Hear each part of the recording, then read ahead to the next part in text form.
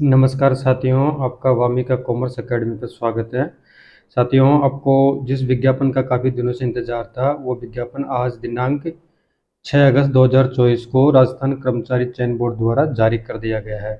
यानी ये विज्ञापन आपका सीईटी ग्रेजुएशन लेवल 2024 वाला विज्ञापन है। समान पात्रता परीक्षा का विज्ञापन आपके सामने जारी कर दिया गया है। तो साथियों, आज इस वीडियो के माध्यम से जानना चाहेंगे कि जो ये सीईटी जारी की गई है उसमें क्या योग्यता रहेगी, आयु सीमा कितनी रहेगी, आवेदन कब से आरंभ हो रहे हैं, लास्ट डेट कौन सी है, एग्ज़ाम किस तिथि को आयोजित होगा और इसमें क्या क्या सिलेबस है, कौन कौन सी सेवाएं इस सीईटी ग्रेजुएशन वाले विज्ञापन में शामिल है, नई कौन सी सेवा इसमें इंक्लूड की गई है और किस प्रकार से आपको ऑनलाइन फॉर्म एसएसओ आईडी के माध्यम से भरना है, नया बदलाव कौन कौन से इस एग्ज़ाम में हुए हैं, उन चीज़ों की आज विशेष रूप से चर्चा करेंगे। देखिए साथियों, ये विज्ञापन आज दिनांक 6 अगस्त 2024 को अभी शाम को जारी किया गया है। तो ये परीक्षा समान पात्रता परीक्षा का विज्ञापन है 2024 वाला। इससे पहले 2022 में आउट हुआ था, उसका एग्ज़ाम जनवरी 23 में लगा था। तो उसकी वैलिडिटी रिजल्ट आने के 1 साल पश्चात तक रहती है, जो समाप्त हो चुकी है। अब आगामी वर्ष में जो भर्तियां आएगी वो सीईटी के माध्यम से, जो 2024 वाली सीईटी है, जो इसको क्वालिफाई करेगा वो ही आगामी भर्ती परीक्षाओं में वैलिड होगा। यानी स्नातक स्तर की जितनी भी आगामी परीक्षाएं आएगी या विज्ञापन आएंगे, उसमें अगर जो बंदा इस विज्ञापन के माध्यम से एग्ज़ाम देगा और उसको क्वालिफाई करेगा, वो ही आगे वैलिड होगा। तो साथियों, बात करते हैं आज। इसमें टोटल 11 सर्विसेज है, जिसमें फर्स्ट सर्विस आपकी राजस्थान होमगार्ड अधीनस्थ सेवा है।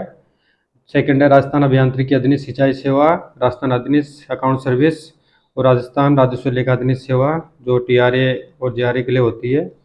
राजस्थान महिला अधिकारिता अधीनस्थ सेवा, राजस्थान एकीकृत बाल विकास अधीनस्थ सेवा, और ऐसे ही ये आपके सामने और सेवाएं दे रखी है। जिसमें साथियों मैंने बात करना चाहूँगा कि राजस्थान राज्य कृषि विपणन बोर्ड सेवा है, जो जूनियर अकाउंटेंट के लिए नई वैकेंसी आने के लिए इन नियमों में संशोधन किया गया है। यानी जो और सेवाएं थी वो तो कॉमन है, लेकिन जो नया संशोधन हुआ आपके सामने 1977 में जो सेवा नियम था राजस्थान कृषि विपणन बोर्ड का, उसमें संशोधन करके जो जूनियर अकाउंटेंट की भर्ती है वो इसी के माध्यम से, सीईटी के माध्यम से करवाई जाएगी। तो आपको, आपके लिए खुशखबरी है कि आगामी अगले साल नेक्स्ट वीक में आपको, नेक्स्ट ईयर में आपको जूनियर अकाउंटेंट की नई भर्ती वो देखने को मिलेगी। अब इसमें बात करते हैं कि सर्वप्रथम कि इसमें आवेदन प्रक्रिया किस प्रकार से रहेगी। देखिए, आवेदन प्रक्रिया में आपको सर्वप्रथम एसएसओ आईडी से ओटीआर, जो आपने पिछली बार भी बना लिया होगा, अगर नहीं बनाया है तो नए कैंडिडेट ओटीआर में रजिस्ट्रेशन करवाना होगा उनको। सर्वप्रथम वन टाइम रजिस्ट्रेशन। अब पिछली बार तो वन टाइम रजिस्ट्रेशन में जो फोटो लगाने की आवश्यकता नहीं थी। अब की बार अलग अपडेट किया गया है, उसमें आपको रजिस्ट्रेशन करवाते वक्त एक तो आपको ऑनलाइन लाइव फोटो आके खिंचवानी पड़ेगी, ठीक है। उसके बाद में जो हस्तलिखित नमूना होगा वो आपको अपलोड करना होगा। उसके पश्चात आपकी ई केवाईसी होगी, और जो आपने फोटो अपलोड ई केवाईसी करने के पश्चात में आपको सबमिट करना होगा। सबमिट करने के बाद में आपको जो आपकी OTR file, OTR registration complete हो जाएगा। उसके पश्चात आपको अलग से फॉर्म फिल करना होगा। उसमें आपको जो 1 माह से पुरानी फ़ोटो नहीं होनी चाहिए, वो अपलोड करनी होगी। उसके पश्चात में जो भी आपको विजिबल बॉडी मार्क है वो भरना अनिवार्य होगा, और जो फॉर्म में आपको जो भी जानकारी मांगेगा वो अपलोड करनी होगी। उसमें आपका आधार कार्ड से सत्यापित करना होगा, या आधार कार्ड के अलावा आप अन्य चीज़ों से भी सत्यापित कर सकते हैं। ये तो हो गया आपका ऑनलाइन करने का। अब इसमें जो आपका फीस रहेगी, अगर किसी कैंडिडेट ने पिछली बार रजिस्ट्रेशन करवा रखा है तो उसके लिए फ्री रहेगा, उसको फीस देने की आवश्यकता नहीं है। और जो नए नए कैंडिडेट हैं उनको, और जो जनरल वाले क्रिमिलियर हैं उनको 600 रुपये देना होगा, और नॉन क्रिमिलियर ओबीसी वाले हैं, एमबीसी वाले हैं और एसटी एससी वाले, उनको 400 रुपये देना होगा, और समस्त दिव्यांगजनों को 400 रुपये का फीस देना होगा, ठीक है। इसमें ऊपर बात कर ली, जो ये 11 डिपार्टमेंट है, 11 प्रकार के सर्विसेज है, जिनमें ये पदनाम आपके सामने आप स्क्रीन पर देख सकते हो, या आपको विज्ञापन में आप इसको देख लेना। अब आगे बात करेंगे। ये तो जो प्रक्रिया है वो बता रहा है कि आपको कितने इतने परसेंट आरक्षण रहेगा, ये आपके लिए ज़्यादा इम्पोर्टेंट नहीं है। अब बात करेंगे पात्रता और शैक्षणिक योग्यता की। देखिए ये इंपॉर्टेंट है आपके लिए, बहुत अच्छी तरह से ध्यान रखें। कार्मिक विभाग की अधिसूचना दिनांक 23 मई 2022 एवं 13 अक्टूबर 2022 के अनुसार स्नातक स्तर की सीटी में उपस्थित होने के लिए शैक्षणिक अर्हताएं स्नातक या उसके समतुल्य होगी। यानी जो इस एग्जाम में शामिल होगा उसको या तो ग्रेजुएशन होना होगा या उसके समकक्ष इक्विवेलेंट होना होगा। यानी जो ग्रेजुएशन में शामिल हो चुका है या जिसका रिजल्ट आ चुका है वो वैलिड है, या जिसका रिजल्ट आना बाकी है वो भी इसके अंतर्गत वैलिड है। ठीक है, ये अब बात करेंगे आयु की। जो इम्पोर्टेंट है मैं वो चीज़ें बता रहा हूँ, आप उसको, आपके लिए इतना इम्पोर्टेंट नहीं है कि आप उनको देखें। आपको ध्यान रखना है आपके क्या तो इसमें योग्यता है, आयु सीमा क्या रहेगी, आवेदन प्रक्रिया कब से स्टार्ट हो रही है, एग्जाम डेट कब लगेगी, फीस कितनी है, कैसे आपका आवेदन करना है, इन चीज़ों को देखना है। और बाद में बात करेंगे सिलेबस की। ठीक है, अब आयु आयु सीमा का ध्यान रखिए साथियों की। जो ये आपकी सीईटी स्नातक वाली है इसमें 1 जनवरी 2025 को 18 वर्ष कंप्लीट हो जाने चाहिए, वो बंदा वैलिड है। और 40 वर्ष की आयु मैक्सिमम होनी चाहिए, और जो भी छूट है डीओपी के द्वारा वो अलग चीज़ें हैं। अब इसमें कंडीशन ये है कि ये 11 प्रकार की सर्विसेज है ना, इसमें जो सीईटी के लिए तो 18 वर्ष आपको मिनिमम चाहिए, लेकिन जो आगामी सीईटी पास करने के पश्चात में भर्ती आएगी उसमें कई पोस्टें ऐसी है, कई सेवा नियम ऐसे हैं जिनमें 21 वर्ष चाहिए होते हैं। तो आपको उस वक्त जब विज्ञापन आएगा उस समय अगर आप 19 वर्ष के हैं और विज्ञापन में आप 21 वर्ष मांगा गया है और आपने सीईटी अगर क्वालिफाई भी कर रखी है तो आप वैलिड नहीं है, यह विशेष रूप से ध्यान रखें। अभी ऐसा सेम मैटर जूनियर अकाउंटेंट भर्ती परीक्षा 2023 में चल रहा है। यानी कई लोगों ने 18 वर्ष, 19 वर्ष, 20 वर्ष के थे, सीईटी पास कर ली, लेकिन जूनियर अकाउंटेंट के लिए 21 वर्ष चाहिए। तो उस 21 वर्ष वाला क्राइटेरिया पूरा नहीं करने के कारण उनको भर्ती परीक्षा से बाहर किया जाएगा। ठीक है, ये छूट का प्रावधान आप देख लेना। ये पंजीयन शुल्क का अब बात करेंगे कि आपका आवेदन कब से स्टार्ट हो रहे हैं। आपको ओटीआर के माध्यम से, ये एसएसओ आईडी के माध्यम से आपको ओटीआर बनाना पड़ेगा। सर्वप्रथम वन टाइम रजिस्ट्रेशन अगर किसी ने बना रखा है तो उसको दोबारा बनाने की आवश्यकता नहीं है, उसको केवल अपडेट करना है। और जो नए कैंडिडेट हैं उनको फीस देके, जो फीस मैंने ऊपर बता दी 600-400 जो भी कैटेगरी के अकॉर्डिंग है वो आपको पे करनी होगी। उसके पश्चात में जो आवेदन है आपका ये 9 अगस्त 2024 से स्टार्ट हो जाएगा और 7 सितंबर 2024 को रात्रि 12 बजे तक आपका लिंक ओपन रहेगा। उसके पश्चात ये लिंक अनएक्टिव हो जाएगा। तो सभी साथी ध्यान रखें कि आपको समय रहते फॉर्म फिल करना है।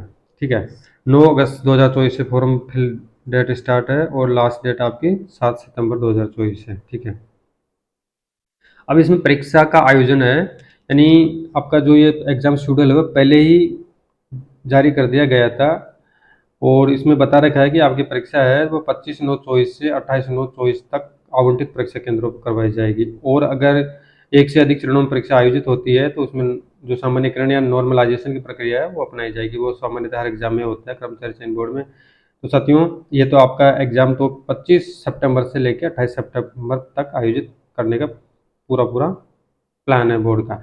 लेकिन जहाँ तक मेरा मानना है कि अभी आपका 8 अगस्त से फॉर्म, सॉरी 9 अगस्त से फॉर्म स्टार्ट हो रहे हैं और 7 सितंबर लास्ट डेट है, तो मैं नहीं मान सकता कि 25 सितंबर से आपकी एग्ज़ाम स्टार्ट हो जाएगी। एग्ज़ाम मेरे हिसाब से लास्ट अक्टूबर या नवंबर में लगेगी, लेकिन फिर भी आपको 25 सितंबर के हिसाब से तैयारी चालू रखनी है। हो सकता है एग्ज़ाम हो जाए पर मेरा मानना नहीं होगा, क्योंकि 10 दिन के अंदर बोर्ड 10 दिन बाद में इसको कोलेटेड इशू करने हैं, परीक्षाएं की तैयारी करनी है, सेंट्रल अलॉटमेंट करने हैं, ये चीज़ें पॉसिबल नहीं है। सितंबर में एग्ज़ाम नहीं होगा, फिर भी आपको तैयारी इस हिसाब से करनी है। ठीक है, अब आगे बात करते हैं इसकी। ये तो हो गया आपका, आपको किस तरीके से फोटोग्राफ, हस्ताक्षर स्कैन करने, ये चीज़ आप पढ़ लेना इसको देख के। कुछ संशोधन की प्रक्रिया है, अगर किसी का आवेदन गलत भरा जाता है, कुछ उसमें अमेंडमेंट करना है तो आप अमेंडमेंट 300 रुपये का शुल्क देके अमेंडमेंट कर सकते हैं। ठीक है,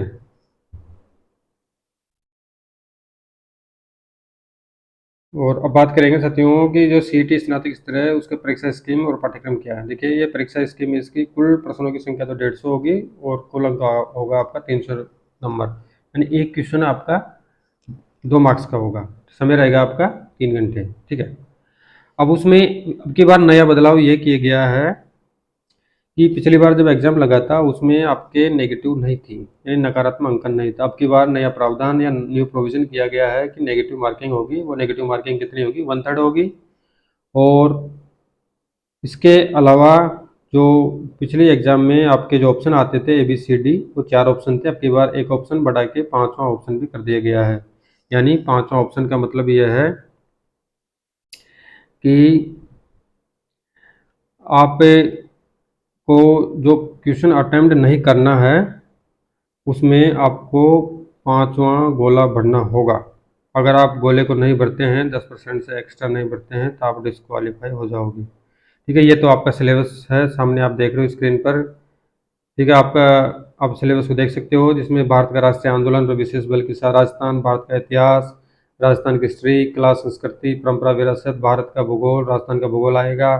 राजस्थान पर विशेष बल के साथ भारतीय राजनीतिक व्यवस्था, भारत की अर्थव्यवस्था, राजस्थान की अर्थव्यवस्था, विज्ञान एवं प्रौद्योगिकी, रीजनिंग आएगी, मानसिक योग्यता, सामान्य हिंदी, सामान्य अंग्रेजी, कंप्यूटर का ज्ञान और समसामयिक घटनाएं, करंट जीके भी इसमें शामिल है। ठीक है, इसमें जहाँ तक जो जीके का पोर्शन है वो 150 क्वेश्चनों में से लगभग 100 क्वेश्चन तो आपके जीके के आएंगे, प्लस आएंगे इससे। उसके बाद में आपके 10-12 क्वेश्चन साइंस के आएंगे, 10-12 क्वेश्चन आपके हिंदी के रहेंगे, 5-7 क्वेश्चन कंप्यूटर के रहेंगे, 5-7 क्वेश्चन मैथ के रहेंगे और रीजनिंग के रहेंगे, और इस तरह से 4-5-5-7 क्वेश्चन आपके करंट जीके के रहेंगे। ज़्यादा वेटेज आपका जीके का रहेगा इसमें। ठीक है, आपका विस्तृत पाठ्यक्रम है, आप इसको अच्छी तरह से PDF है आपके पास, ये मिल जाएगी, आ चुकी होगी, उसमें आप देख सकते हो सिलेबस को। ठीक है, सिलेबस में कोई बदलाव नहीं है, पिछला वाला सिलेबस है।